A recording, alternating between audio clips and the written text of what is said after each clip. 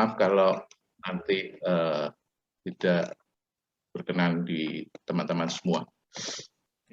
Jadi sharing firman pada malam hari ini masih berkenaan dengan tema bulan ini saya namai Hope and Victory with God, ya, hidup berkemenangan bersama Allah. Setiap hari kita hidup dengan penuh perjuangan. Dengan penuh perjuangan untuk bisa menang, kita harus berjuang keras. Berjuang untuk hidup senang, sehat, selalu berbahagia, berkecukupan, bahkan kalau bisa hidup mewah, ya, dengan penuh sukacita, damai, senantiasa. Ternyata hidup itu bukan di playground, ya.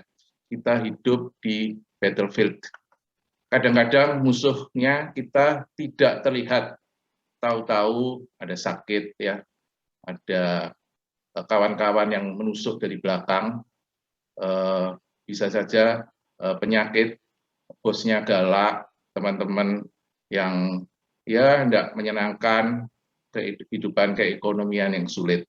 Tapi kita akan belajar dari Raja Yosafat bagaimana kita bisa memenangkan perangan itu. Di 2 Tawarikh 20 ayat 15 dikatakan bahwa bukan kita yang berperang, melainkan Allah yang berperang dan memenangkan kita. Tetapi ada bagian yang kita harus lakukan. Nah, apa bagian yang harus kita lakukan itu? Nah, yang pertama, kita harus memiliki respon yang benar. Di Tawarikh 20 ayat 3 dikatakan Yosafat menjadi takut lalu mengambil keputusan untuk mencari Tuhan. Ia menyerukan kepada seluruh Yehuda supaya berpuasa. Ya, di sini kita harus takut pada Tuhan. Takut itu biasa, ya, alamiah. Takut itu boleh-boleh saja, tapi yang penting takut itu harus membuat kita percaya. Percaya bahwa Tuhan akan menolong kita, memenangkan kita. Di Mazmur 56 ayat 4 dikatakan, waktu aku takut, aku ini percaya kepada Allah. Seorang Daud dengan takut ia menjadi percaya kepada Tuhan bahwa Tuhanlah yang akan menolong dia dan bahwa Tuhan mau mendengar dan menyelamatkan mereka. 30 tahun yang lalu, 30 tahun yang lalu, istri saya masih bekerja di Departemen Tenaga Kerja. Sebetulnya di Departemen Kesehatan, tapi dipekerjakan di Departemen Tenaga Kerja sebagai seorang dokter. Teman-temannya adalah orang hukum, orang sosial. Dia dipekerjakan di Departemen Tenaga Kerja, bagian hiperkes, jadi higiene perusahaan dan kesehatan. Nah, biasanya orang-orang begitu tidak terlalu menghormati para dokter. Jadi setelah 10 tahun dia bekerja di Departemen Tenaga Kerja, dia berpikir nggak enak di sana. Dan dia karena nggak dihormati oleh teman-teman sepekerjaannya, dia memutuskan untuk mau keluar dari pegawai negeri. Tapi teman-temannya yang lain atasannya mengejek. Belum pernah nih di departemen ada orang yang bisa keluar dari sini. Istri saya bukan takut, tapi dia percaya bahwa Tuhan akan menolong. Jadi di dalam kesesakan dia selalu menyanyikan lagu Allah yang bela. Selalu begitu. Entah bagaimana caranya, ia datang ke kantor pusat Departemen Tenaga Kerja, dan tahu-tahu bisa ketemu dengan sekjen. Lalu dia mengutarakan bahwa dia ingin keluar. Ya, langsung sama sekjennya disetujuin, mungkin dalam waktu sekitar seminggu 10 hari, surat pengunduran diri dari Depnaker sudah keluar. Jadi langsung beberapa hari kemudian istri saya membawa makanan untuk perpisahan dengan teman-temannya. Sampai atasnya bingung. Baru kali ini ada orang yang bisa keluar dari tempat ini. Hanya karena percaya bahwa Tuhan akan menolong. Yang kedua, kita harus percaya akan keperkasaan Tuhan. Di 2 Tawarikh 20 ayat 6 sampai 7 dikatakan bahwa Yosafat percaya bahwa kuasa dan kepercayaan ada di tangan Tuhan, sehingga tidak ada orang yang dapat bertahan melawan engkau. Dia percaya. Bahkan di Yesaya 41 ayat 10 dikatakan, jangan takut, aku menyertai engkau, jangan bimbang, aku ini Allahmu, aku akan meneguhkan, bahkan menolong engkau. Aku akan memegang engkau dengan tangan kananku yang membawa kemenangan. Kita harus percaya Tuhan itu besar, bahkan terbesar, lebih dari segalanya. Berkuasa dan perkasa. Ia lebih besar dari segala masalah kita. Sakit, penyakit, kesulitan hidup, teror sekalipun. Dan kita sendiri karena ada Tuhan bersama kita. Kita tidak sendirian. Yesaya 41:10 berkata, jangan takut, aku menyertai engkau. Jangan bimbang. Waktu Pak Beni memberikan tugas ini kepada saya langsung membuat draft ini, kemudian meminta anak saya membuatkan PowerPoint-nya. Sayang saya nggak bisa menampilkannya dengan baik, ini ada kesulitan sedikit, jadi sederhana saja. Anak saya waktu itu membuatnya sekitar tanggal 19, tanggal 28 kemarin hari Jumat akan ujian terakhir dokter gigi. Saudara mungkin tahu di kedokteran gigi itu atau di kedokteran umum sekalipun itu dokter-dokternya ini ya bengis-bengis ya, lain sama kita yang lulusan di teknik mungkin mudah, gampang bergaul. Kalau di sana ini sulit. Jadi dia itu selalu merasa takut, nggak enak, takut dosennya begini begitu. Nah, ketika saya membuat ini, dia yang mengetikkan, saya suruh dia baca poin-poin yang saya buat. Percaya akan kepercayaan Tuhan. Saya minta, engkau tinggal 10 atau 9 hari lagi ujian. Jadi engkau harus percaya, enggak boleh bimbang, serahkan segala khawatirmu kepada Tuhan. Dan tanggal 28 kemarin, dia sudah ujian terakhir, sidang terakhir, dan pulangnya berseri-seri. Rupanya percaya kepada Tuhan membuat semuanya jadi mungkin. Yang dulunya dikhawatirkan menjadi mungkin.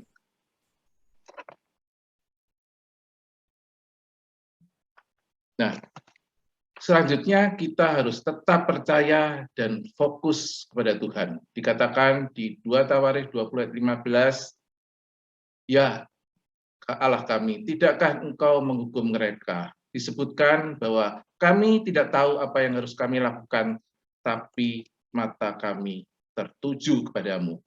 Percayalah dengan fokus dan mata tertuju kepada Tuhan, maka Tuhan akan memberi hikmat pada kita dan menolong kita untuk bertindak. Fokus hanya kepada Tuhan.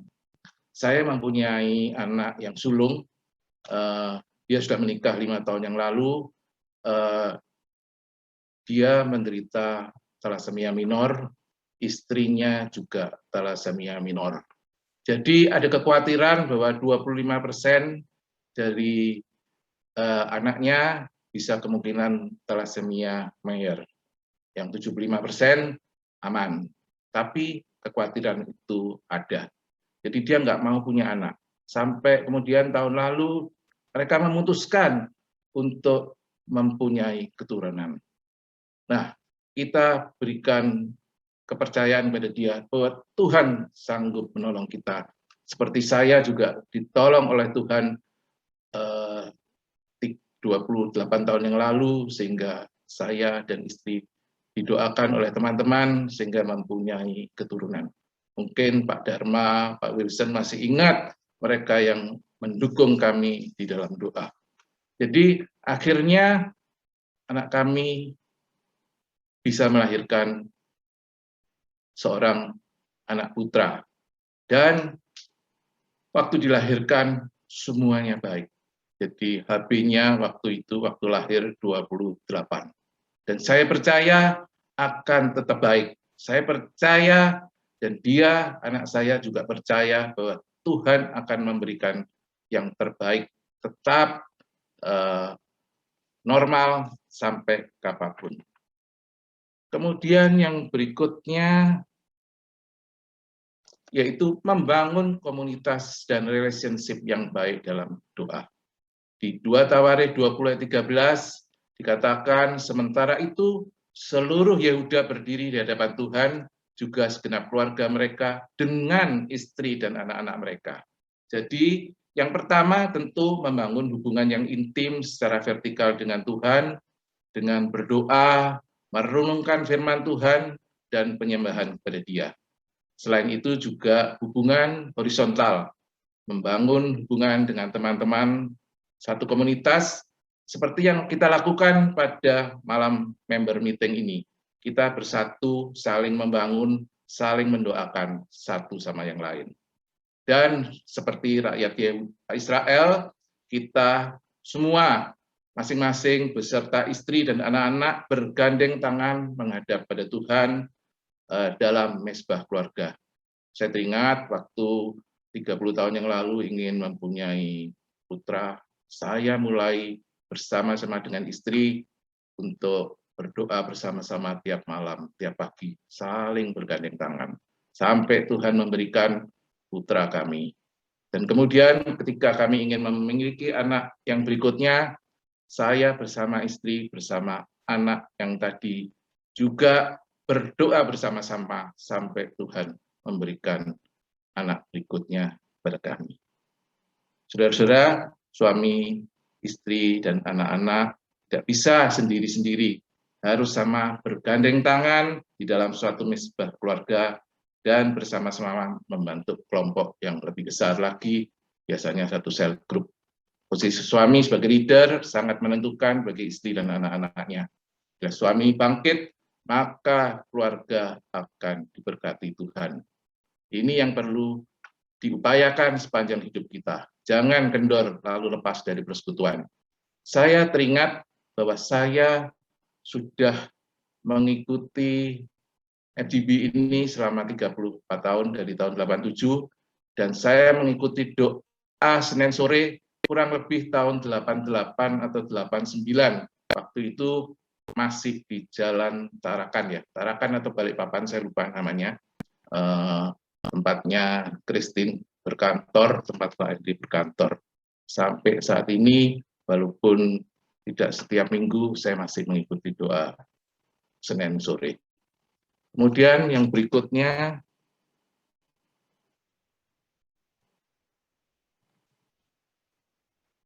selalu menyanyikan dan mengucapkan syukur.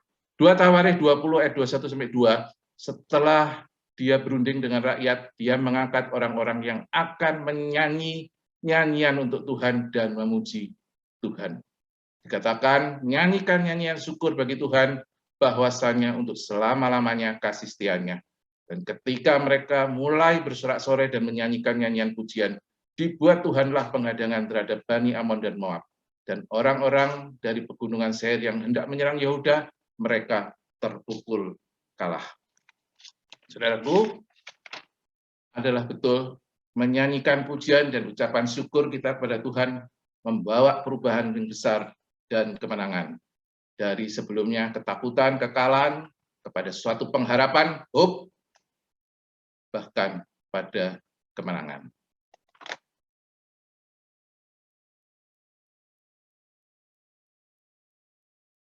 Ucapan syukur betul adalah suatu kunci kemenangan. Di 1 Tesalonika 5 ayat 16-18, yang saya singkat BBM, bersukacitalah senantiasa, tetap berdoa, dan mengucap syukurlah dalam segala hal, sebab itu yang dikehendaki Allah di dalam Kristus Yesus bagi kamu. Bahkan di 2 Tawarikh 31 ayat 2, Raja Hizkia menetapkan rombongan para imam dan orang Lewi. Rombongan itu dia membuat untuk mengucapkan syukur dan menyanyikan puji-pujian dan untuk melayani di pintu gerbang tempat perkemahan Tuhan. Bahkan Raja Hizkia pun membuat rombongan imam untuk mengucapkan syukur dan puji-pujian bagi Tuhan. Bahkan juga Raja Daud memasuki pintu gerbang Tuhan dengan ucapan syukur kepada Tuhan. Ya, bukakan aku pintu gerbang kebenaran, aku hendak masuk ke dalamnya dan hendak mengucap syukur kepada Tuhan. Saudara-saudara, saya senang dan bersyukur berada di antara member Tomang Chapter yang senang memuji Tuhan dan mengucap syukur selalu kepadanya. Bukankah seluruh member Tomang Chapter selalu diberkati dan mengalami kemenangan? Saya teringat sekitar 2 minggu yang lalu, Pak Budiman Ranti waktu itu di Surabaya Grand City Chapter selalu mengucapkan syukur di dalam sharing firman-Nya dengan puji-pujian dan nyanyian yang syukur. Pada akhirnya saya hendak mengajak saudara-saudara, apa yang ada di dalam Filipi 4 ayat 6, jangan hendaknya kamu khawatir tentang apapun juga, tetapi nyatakan segala hal keinginanmu pada Allah dalam doa dan permohonan dengan ucapan syukur. Dan saya ajak saudara semua selalu mengingat kebaikan Tuhan bagi kita, apa yang telah Tuhan berikan kepada kita, semua yang baik-baik. Filipi 4 ayat 8 berkata, jadi akhirnya saudara-saudara, semua yang benar, semua yang mulia, semua yang adil, semua yang suci, semua yang manis, semua yang sedap didengar, semua yang disebut kebajikan dan patut dipuji. Pikirkan semuanya itu. Itulah langkah-langkah berkemenangan di dalam Tuhan yang saya ambil dari kisah Raja Yosafat. Kiranya menjadi berkat buat kita semua. Puji Tuhan. Amin. Amin. Amin. Terima kasih.